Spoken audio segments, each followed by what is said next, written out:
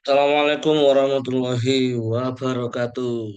Nama saya Muhammad Amar Sumadana, NIM 23 garis miring 5144479 garis miring SP garis miring 22362. Di sini saya akan membahas mengenai apa yang telah dilaksanakan pada praktikum SDGL acara 4.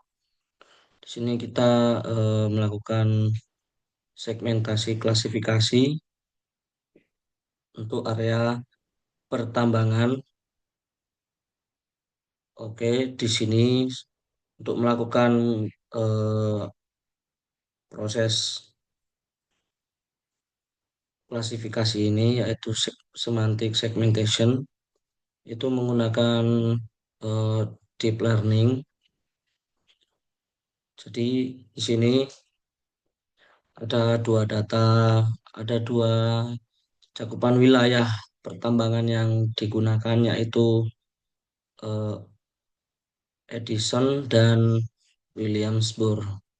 Di sini datanya itu akan diolah menggunakan deep learning, kemudian akan diklasifikasikan. Yang diklasifikasikan adalah piksel-piksel dari eh, kedua data tersebut. Namun data tersebut eh, diolah sendiri-sendiri.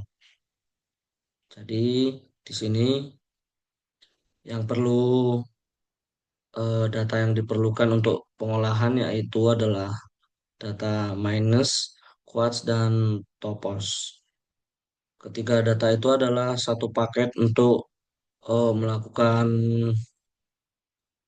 proses semantic segmentation berbasis deep learning ini. Jadi yang pertama perlu dilakukan setelah menambahkan datanya adalah membuat ekspor training data untuk deep learning. Terus yang digunakan itu adalah ekspor training data for deep learning. Kemudian yang diisikan adalah data minus, quartz, quartz dan topos. Parameternya seperti ini bisa dilihat. Kemudian setelah itu hasil dari ekspor itu akan dimasukkan pada proses train deep learning. Hasil dari train deep learning ini eh, jadi train deep learning ini prosesnya cukup lama karena eh, beberapa perangkat itu memiliki eh, komponen yang berbeda, jadi pemrosesannya juga jadi berbeda. Contohnya untuk laptop MSI ini prosesnya itu bisa memakan waktu 1 malam alias 12 jam. 12 jam pengolahan untuk satu data di tools train deep learning ini. Oke, kemudian setelah mendapatkan hasil train deep learning ini akan dilakukan proses klasifikasi pixel. Nah, dari proses ini itu akan menghasilkan tiga, tiga model yaitu export training untuk area tambang, kemudian hasil modelingnya yang memiliki format HTML, dan juga kemudian klasifikasi pixel untuk area tambang. Nah, hasilnya itu seperti ini, teman-teman. Untuk Williamsburg sendiri,